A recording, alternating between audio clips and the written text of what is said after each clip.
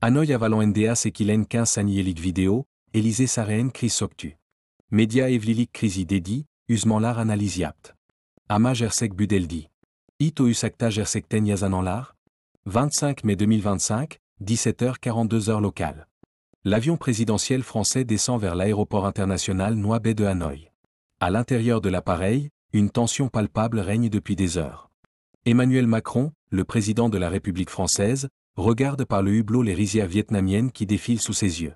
À ses côtés, Brigitte Macron affiche un visage fermé, inhabituel pour celle qui accompagne habituellement son mari avec le sourire.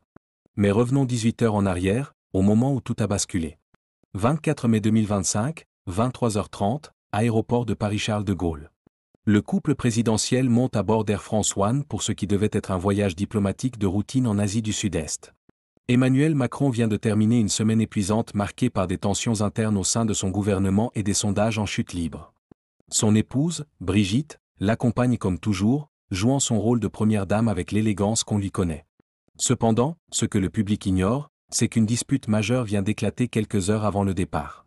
Tout commence dans les appartements privés de l'Élysée, lorsqu'Emmanuel découvre un article de presse particulièrement virulent sur les réseaux sociaux. L'article, publié par un influenceur politique controversé, remet en question non seulement ses capacités présidentielles, mais s'attaque également à sa vie privée et à son mariage. « Tu ne vas quand même pas encore répondre à ces imbéciles sur Twitter ?» lance Brigitte d'un ton exaspéré en voyant son mari pianote fébrilement sur son téléphone. Cette phrase, apparemment anodine, va déclencher une avalanche de reproches mutuels qui couvaient depuis des semaines. Emmanuel, fatigué par les critiques incessantes et la pression médiatique, reproche à sa femme de ne pas comprendre les enjeux politiques actuels. « Tu ne réalises pas à quel point c'est dur d'être président en ce moment. Tout ce que je fais est scruté, analysé, déformé. J'ai besoin de ton soutien, pas de tes leçons de communication. » Brigitte, de son côté, exprime sa lassitude face à cette obsession constante des réseaux sociaux. Tu es en train de devenir fou avec ces plateformes. Tu passes plus de temps à lire ce qu'on dit de toi qu'à gouverner le pays. Et moi, je ne suis plus ton épouse, je suis juste un accessoire dans ta stratégie de communication. Cette conversation houleuse se poursuit pendant le trajet vers l'aéroport. Dans la voiture présidentielle, le silence s'installe, lourd de non-dits et de frustrations accumulées. Les agents de sécurité, habitués à la discrétion, font comme si de rien n'était, mais certains échangent des regards inquiets. À bord de l'avion, la tension ne retombe pas. Emmanuel s'enferme dans son bureau volant pour préparer ses dossiers vietnamiens, tandis que Brigitte s'installe dans le salon de l'appareil avec un livre qu'elle ne parvient pas à lire. Les 16 heures de vol vers Hanoï vont être interminables. Vers 3 heures du matin, heure française, Emmanuel tente une réconciliation. Il rejoint son épouse dans le salon et s'assoit à côté d'elle. « Brigitte, je suis désolé. Tu as raison, je me laisse trop affecter par ces critiques. Mais tu sais comme moi que chaque mot, chaque geste est instrumentalisé. » Brigitte lève les yeux de son livre et le regarde avec une tendresse mêlée de fatigue. « Emmanuel, nous vivons cette vie depuis des années maintenant. Je ne te demande pas d'ignorer les critiques, mais de ne pas laisser les réseaux sociaux dicter nos humeurs et nos relations. » Ils parlent pendant près de 2 heures, évoquant leur vie d'avant l'Élysée, leurs projets d'après-mandat, leurs craintes et leurs espoirs. Pour la première fois depuis des semaines, ils retrouvent cette complicité qui les unit depuis leur première rencontre au lycée de Providence à Amiens. Mais Bekleyen Bui Kainin Daadart et Biryanvar. Sunku au vidéo Sekilirken, Usan Isin Baskabirida Avar. VE au Kizier Seyifar Klas d'Ankedet Misti. En effet, parmi les passagers de ce vol figurait un invité surprise, le réalisateur documentaire Pierre Morel, mandaté par l'Élysée pour tourner un film institutionnel sur la diplomatie française en Asie. Caméra en main, il a assisté à des scènes que jamais le grand public n'était censé voir. Ce voyage était différent des autres, confiera-t-il plus tard sous couvert d'anonymat. Il y avait une électricité dans l'air, une tension que je n'avais jamais ressentie lors de mes précédents reportages à l'Élysée. Le couple présidentiel semblait vivre quelque chose d'intense, d'authentiquement humain. Au petit matin, alors que l'avion survole la mer de Chine méridionale, un incident technique mineur vient perturber le vol. Une turbulence plus forte que prévu fait trembler l'appareil, et quelques objets tombent dans la cabine. Rien de grave, mais suffisant pour réveiller tous les passagers et créer un moment de stress collectif. C'est à ce moment-là qu'Emmanuel commet une erreur de communication majeure. Stressé par les événements des dernières heures et inquiet pour la sécurité du vol, il demande au commandant de bord de faire une annonce rassurante aux passagers. Mais sa demande est mal interprétée par l'équipage, qui comprend qu'il faut minimiser l'incident dans les rapports officiels. Brigitte, qui assiste à cette confusion, explose, « Tu vois ? Même ici, Même dans un moment comme celui-ci, tu penses d'abord à la communication plutôt qu'à la réalité. Tu ne peux pas t'empêcher de tout contrôler, de tout mettre en scène. Cette fois, Emmanuel ne répond pas. Il se contente de retourner dans son bureau, laissant son épouse seule avec sa colère et sa frustration. Le reste du vol se déroule dans un silence pesant, chacun campant sur ses positions. À l'approche de Hanoï, vers 16 heures locales, l'équipage commence les préparatifs d'atterrissage. Emmanuel et Brigitte se retrouvent dans la section avant de l'appareil pour se préparer à l'accueil officiel. C'est le moment traditionnel où le couple présidentiel révise une dernière fois le protocole et se met en condition pour représenter la France. Mais aujourd'hui, rien ne se passe comme d'habitude. Emmanuel, toujours contrarié par les événements de la nuit, consulte une dernière fois son téléphone pour vérifier les réactions de la presse française à son départ. Il découvre alors une série de tweets particulièrement violents qui remettent en question sa légitimité et son action présidentielle. Ils ne s'arrêteront donc jamais, marmonne-t-il en montrant son écran à Brigitte. Regarde, ils critiquent même ce voyage diplomatique, ils disent que c'est une fuite en avant, que je fuis mes responsabilités en France. Brigitte jette un coup d'œil à l'écran et soupire. Emmanuel, nous allons atterrir dans quelques minutes. Dans 1 heure, tu vas serrer la main du président vietnamien devant les caméras du monde entier. Est-ce que tu peux, s'il te plaît, te concentrer sur ça plutôt que sur ces idiots qui n'ont rien d'autre à faire que de critiquer? Mais Emmanuel n'arrive pas à décrocher. Il continue de faire défiler les commentaires, de plus en plus agacé par ce qu'il lit. Tu ne comprends pas, Brigitte. Ces attaques ne me visent pas seulement moi, elles visent la fonction présidentielle, elles visent la France. Je ne peux pas les ignorer. Si, tu peux, rétorque Brigitte en haussant le ton. Tu peux et tu dois. Parce que sinon, tu vas devenir fou, et moi je vais devenir folle avec toi. L'avion amorce sa descente finale vers Hanoï. Dans quelques minutes, ils vont devoir sortir de l'appareil, sourire aux photographes, incarner l'excellence française. Mais pour l'instant, ils sont juste un couple qui se dispute, comme des milliers d'autres couples dans le monde. Simdisai soaleisem se sisi eret duzursek. Sunku Brigitti noareketi tesaduf deldi. 18 satens parite yazanan birolais, seyi detirmiti. En réalité, la tension entre Emmanuel et Brigitte ne date pas de ce voyage. Tout a commencé 3 jours plus tôt, le 22 mai, lors d'un dîner officiel à l'Élysée en l'honneur du président slovaque. Ce soir-là, Brigitte a assisté à une scène qui l'a profondément marquée. Pendant le dîner, Emmanuel consulte discrètement son téléphone sous la table, lisant et répondant à des messages sur les réseaux sociaux au lieu d'écouter les discours de ses invités. Brigitte, assise à côté de lui, observe ce comportement avec une gêne croissante. Elle voit son mari, le président de la République française, plus préoccupé par les réactions Twitter que par les enjeux diplomatiques en cours. Le comble survient lorsque le président slovaque évoque les défis de la désinformation dans nos démocraties. Emmanuel, qui n'écoutait pas, répond à côté de la plaque, créant un moment de malaise diplomatique que Brigitte ressent douloureusement. Après le départ des invités, elle confronte son mari. « Emmanuel, tu étais où ce soir? Physiquement tu étais là, mais mentalement tu étais sur Twitter. Le président slovaque a parlé de sujets importants, et toi tu répondais à des trolls anonymes. » Cette confrontation révèle un problème plus profond. Depuis plusieurs mois, Emmanuel Macron développe une véritable addiction aux réseaux sociaux. Il passe des heures à lire les commentaires sur ses actions, à analyser les tendances, à répondre parfois directement aux critiques. Cette obsession commence à affecter non seulement son travail présidentiel, mais aussi sa relation avec Brigitte. « Tu es en train de perdre ton âme dans ces machines, lui dit-elle ce soir-là. L'homme que j'ai épousé ne cherchait pas l'approbation permanente. Il avait des convictions et il les assumait. » Emmanuel se défend en expliquant que les réseaux sociaux sont devenus incontournables en politique moderne, qu'il doit maîtriser ces outils pour rester connecté avec les citoyens. Mais Brigitte n'est pas convaincue. Elle voit son mari s'épuiser dans une course sans fin vers la popularité virtuelle. Le lendemain, 23 mai, la situation empire. Emmanuel passe la matinée enfermé dans son bureau à répondre à une polémique lancée sur TikTok par un influenceur politique. Il annule même une réunion avec ses conseillers économiques pour se concentrer sur sa stratégie de riposte numérique. Brigitte, habituellement discrète sur les affaires de l'État, décide d'intervenir directement. Elle pénètre dans le bureau présidentiel sans prévenir et trouve Emmanuel en pleine rédaction d'un long trait de Twitter. « Ça suffit », s'exclame-t-elle en fermant l'ordinateur. « Tu es le président de la République française, pas un community manager. Tes conseillers économiques t'attendent depuis 1 heure pour parler de l'inflation, et toi tu joues avec ton téléphone. » Cette intrusion déclenche la plus grosse dispute du couple depuis leur arrivée à l'Élysée. Emmanuel reproche à Brigitte de ne pas comprendre les enjeux de la communication politique contemporaine. Les réseaux sociaux, c'est là que se joue l'opinion publique aujourd'hui. Si je ne suis pas présent, d'autres occuperont l'espace et définiront le narratif à ma place. Brigitte, de son côté, accuse son mari de fuir ses responsabilités présidentielles. Tu gouvernes par tweets interposés.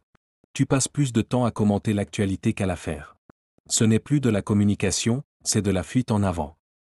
Leur discussion se prolonge pendant des heures, révélant des divergences profondes sur la conception du pouvoir et de la communication politique. Emmanuel défend une approche moderne, directe, transparente. Brigitte prône un retour à une certaine solennité, à une distance présidentielle qui protège l'institution. Cette tension non résolue les accompagne donc dans l'avion vers le Vietnam. Pendant les 16 heures de vol, ils tentent plusieurs fois de renouer le dialogue, mais chaque discussion ravive leurs désaccords fondamentaux. Ama ASL Bombay Simdi Patlatakam. O Usustas Ades Macron Sifti Yoktu. Gislibir Yolku Daav Arveu Kizina Kimi Orteyaskenda, Heurse en Lam Kazanakak. Ce passager mystérieux n'était autre que Dr. Catherine Benoît, psychologue spécialisée dans la gestion du stress des hauts responsables politiques. Sa présence à bord n'était pas officielle et ne figurait sur aucun manifeste public. L'Élysée l'avait discrètement fait embarquer après les inquiétudes exprimées par l'entourage présidentiel concernant l'état psychologique d'Emmanuel Macron. Depuis plusieurs semaines, les proches collaborateurs du président avaient remarqué des changements inquiétants dans son comportement. Troubles du sommeil, irritabilité accrue, obsession pour les réseaux sociaux, difficultés de concentration pendant les réunions importantes. Tous ces signaux avaient poussé le secrétaire général de l'Élysée à agir discrètement. Dr. Benoît, qui avait déjà accompagné d'autres dirigeants européens dans des moments de crise, observait donc le couple présidentiel depuis le début du vol. Ces notes, qu'elle a accepté de partager sous condition d'anonymat, révèlent un tableau préoccupant. Le président présentait tous les signes d'un burn-out politique avancé, écrit-elle dans son rapport confidentiel. Incapacité à décrocher des stimulations numériques, recherche compulsive de validation externe, irritabilité face aux critiques constructives de son épouse. Madame Macron, de son côté, manifestait une fatigue émotionnelle importante, oscillant entre soutien inconditionnel et exaspération légitime. Pendant le vol, Dr. Benoît a plusieurs fois tenté d'approcher discrètement le président pour engager une conversation informelle. Mais Emmanuel, méfiant, a rapidement compris qu'elle n'était pas là par hasard. Cette découverte a provoqué un nouveau conflit avec Brigitte. « Tu as fait venir un psy sans me le dire ?» lui reproche-t-il à voix basse dans le salon de l'avion. « Tu penses vraiment que je suis en train de craquer ?» Brigitte, embarrassée d'être découverte, tente de justifier sa décision. « Emmanuel, tu ne dors plus, tu ne manges plus correctement, tu passes tes nuits sur ton téléphone. Tes collaborateurs s'inquiètent, moi je m'inquiète. J'ai pensé qu'il fallait agir avant que ça dégénère. » Cette révélation crée un nouveau fossé entre eux. Emmanuel se sent trahi, surveillé, traité comme un malade mental. Brigitte se sent incomprise dans ses efforts pour protéger son mari et préserver sa santé mentale. Le reste du vol se déroule dans une atmosphère glaciale. Emmanuel évite soigneusement Dr.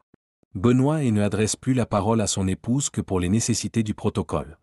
Brigitte, rongée par la culpabilité, se demande si elle n'a pas commis une erreur en organisant cette intervention. À 2 heures de l'atterrissage, Dr. Benoît tente une dernière approche. Elle glisse discrètement un mot à Brigitte. « Madame la Présidente, votre mari a besoin d'aide, mais il a aussi besoin de sentir qu'il garde le contrôle de la situation. Peut-être pourriez-vous lui suggérer de prendre quelques jours de repos après ce voyage ?» Brigitte transmet le message, mais Emmanuel refuse catégoriquement « Du repos ? Pendant que mes opposants préparent les européennes et que l'opinion publique me scrute au microscope ? C'est exactement le mauvais moment pour montrer des signes de faiblesse. » Cette fin de non-recevoir achève de tendre les relations du couple. Quand l'avion entame sa descente vers Hanoï, ils n'ont toujours pas résolu leurs différends. Pire, ils se sont enfermés dans leurs positions respectives, chacun campant sur ses certitudes. C'est dans ce contexte explosif que se déroule la scène de l'atterrissage. Emmanuel, stressé par la perspective de l'accueil officiel, consulte une dernière fois son téléphone pour vérifier les réactions françaises à son voyage. Il découvre alors un nouveau tweet particulièrement venimeux qui remet en question sa santé mentale et sa capacité à gouverner. « Regarde ça », dit-il à Brigitte en lui montrant l'écran. « Maintenant ils disent que je suis fou, que je perds la raison. Comment ils peuvent savoir ça ? Il y a une fuite quelque part. » Brigitte réalise avec horreur qu'Emmanuel soupçonne qu'elle a parlé de ses problèmes personnels à des journalistes. « Emmanuel, tu ne penses quand même pas que c'est moi qui ? » « Je ne sais plus quoi penser », coupe-t-il sèchement. « Depuis que tu fais venir des psys en cachette, je me demande qui je peux encore faire confiance. » Cette accusation implicite blesse profondément Brigitte. Elle qui a consacré sa vie à protéger et soutenir son mari se voit soupçonnée de trahison. La colère monte en elle, une colère froide et douloureuse qu'elle n'avait jamais ressentie auparavant. L'avion touche le tarmac de Hanoï à 17h38 exactement. Dans quelques minutes, ils vont devoir jouer leur rôle de couple présidentiel uni et harmonieux devant les caméras du monde entier. Mais à cet instant, ils sont plus éloignés l'un de l'autre qu'ils ne l'ont jamais été. L'équipage commence les manœuvres d'arrêt de l'appareil. Emmanuel et Brigitte se dirigent vers la sortie, ajustent leurs vêtements, vérifient leur apparence dans les miroirs de la cabine. Ils vont devoir sourire, saluer, incarner l'excellence française. Mais leur cœur n'y est pas. Veist simdi joliorusikaina en critique noctasna. Sunku o anardan yazananlar, sades bir siftin kavgadei, tam bir devle krisiaratakakt. 17h42, la porte de l'avion présidentiel s'ouvre. Un agent de l'équipage tire la poignée et révèle l'intérieur de l'appareil au photographe massé sur le tarmac. Emmanuel Macron apparaît dans l'embrasure, vêtu de son costume sombre habituel, le visage tendu malgré ses efforts pour paraître détendu. Mais ce qui va se passer dans les secondes suivantes ne figurait dans aucun protocole diplomatique. Au moment où Emmanuel s'apprête à saluer la foule des officiels vietnamiens, Brigitte surgit derrière lui. Ses deux mains, vêtues de son tailleur rouge caractéristique, se dirigent vers le visage de son mari. Le geste est rapide, impulsif, chargé de toute la frustration accumulée pendant ces 18 heures de tension. « Arrête de regarder ton téléphone et souris aux gens qui nous accueillent », lui chuchote-t-elle en poussant fermement son visage vers l'avant. Car effectivement, même à cet instant crucial, Emmanuel consulte discrètement son smartphone, vérifiant une dernière fois les réactions sur les réseaux sociaux. Ce réflexe, devenu compulsif, exaspère Brigitte au plus haut point. Le geste de la première dame est filmé par au moins 6 caméras différentes. Les photographes, toujours à l'affût du moindre faux pas diplomatique, immortalisent cette scène qui va faire le tour du monde en quelques heures. Emmanuel, surpris par l'intervention de son épouse, réagit instinctivement en se retournant vers elle avec un regard étonné et contrarié. Pendant une fraction de seconde, les caméras saisissent une expression d'agacement qui tranche avec le sourire diplomatique habituel. Puis, professionnel jusqu'au bout, il se ressaisit, range son téléphone et entame sa descente de la passerelle avec le sourire de circonstance. Brigitte le suit, affichant elle aussi une sérénité de façade qui contraste avec la tension palpable entre eux. Mais le mal est fait. Ces quelques secondes de spontanéité conjugale vont devenir l'un des moments les plus commentés de la présidence Macron. À peine l'accueil officiel terminé, les téléphones des conseillers en communication de l'Élysée commencent à vibrer. Les premières images circulent déjà sur les réseaux sociaux, accompagnées de commentaires allant de l'amusement bienveillant aux interprétations les plus malveillantes. Crise conjugale à l'Élysée, titre un premier média. Brigitte Macron gifle son mari en public, affirme un autre, déformant déjà la réalité des faits. En quelques heures, la machine de la désinformation se met en marche, amplifiant et déformant cet incident mineur. Dans la limousine qui les emmène vers le palais présidentiel vietnamien, Emmanuel et Brigitte gardent un silence pesant. Chacun mesure les conséquences potentielles de ce moment d'humanité capturé par les objectifs. Ils vont en faire leur chou gras, murmure Emmanuel en regardant défiler Hanoï par la vitre. Demain, toute la presse française ne parlera que de ça au lieu de couvrir les enjeux de ce voyage diplomatique. Brigitte, encore sous le coup de l'émotion, réalise l'ampleur de son geste. « Je suis désolé, Emmanuel. Je n'ai pas réfléchi. C'était plus fort que moi de te voir encore sur ce téléphone au moment de sortir de l'avion. » Mais les excuses ne suffisent plus. Le couple présidentiel va devoir gérer cette crise de communication en plus de leurs problèmes personnels non résolus. Et ils ne savent pas encore que cette vidéo va déclencher une avalanche de révélations sur l'état psychologique du président français. Dans les heures qui suivent, les équipes de l'Élysée multiplient les tentatives de damage control. Communiqués de presse minimisant l'incident, déclarations off des conseillers expliquant qu'il s'agissait d'un moment de complicité, interviews arrangées pour détourner l'attention. Mais rien n'y fait. L'image de Brigitte poussant Emmanuel fait le tour des réseaux sociaux mondiaux. Elle devient un mème, un symbole, un révélateur des tensions cachées au sommet de l'État français. Le soir même, dans leur suite du Continental Hotel de Ho Chi Minh Ville, Emmanuel et Brigitte tentent de faire le point. Pour la première fois depuis des mois, ils parlent vraiment, sans faux-semblant, sans protocole. « Tu as raison », finit par admettre Emmanuel. « Je suis en train de perdre pied avec ces réseaux sociaux. Je ne contrôle plus rien, ni mon temps, ni mes priorités, ni mes émotions. » Brigitte, touchée par cette rare confession de vulnérabilité, se rapproche de son mari. « Emmanuel, tu n'es pas obligé d'être parfait tout le temps. Tu n'es pas obligé de répondre à chaque critique, de justifier chaque décision.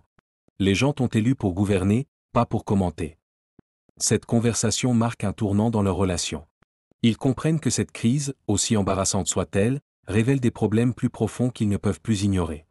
Le lendemain, Emmanuel Macron prend une décision inédite pour un président en exercice, Il annonce qu'il va faire une pause numérique pendant la durée de son voyage asiatique. Fini les consultations compulsives de Twitter, fini les réponses aux polémiques en temps réel. Cette décision, initialement perçue comme un aveu de faiblesse par ses détracteurs, se révèle être un coup de génie communicationnel. L'opinion publique française, lassée des présidents hyperconnectés, salue cette marque d'humanité et de sagesse. Ama Buikainen Sonudei. Sunku au Gunden sont réalisés de Alnambir Karar, Macron Atum Jölseni Detir Sekti. Vebu Kararn de Telar Bir Sonraki Vidéo Musda. De retour à Paris, une semaine plus tard, Emmanuel et Brigitte Macron ne sont plus tout à fait les mêmes. L'incident de Hanoï, aussi gênant et il était sur le moment, a finalement libéré quelque chose dans leur couple et dans la présidence. Emmanuel a consulté Dr. Catherine Benoît, non pas en tant que patient en détresse, mais en tant que dirigeant responsable cherchant à optimiser ses performances. Ensemble, ils ont mis en place un protocole de déconnexion thérapeutique, des plages horaires sans écran, des techniques de méditation adaptées aux contraintes présidentielles, une réévaluation des priorités quotidiennes. Brigitte, de son côté, a accepté de jouer un rôle plus actif dans la protection de l'équilibre psychologique de son mari. Non plus en tant qu'épouse inquiète agissant dans l'ombre, mais comme partenaire consciente des enjeux de santé mentale au plus haut niveau de l'État. Cette évolution profonde de leur relation va transformer la fin du mandat d'Emmanuel Macron. Les historiens noteront que l'incident de Hanoï marque le début d'une nouvelle ère dans la communication présidentielle française. Moins réactive, plus réfléchie, plus humaine. L'ironie de l'histoire, c'est que cette vidéo embarrassante de quelques secondes a finalement renforcé l'image du couple présidentiel. En montrant leur humanité, leur F.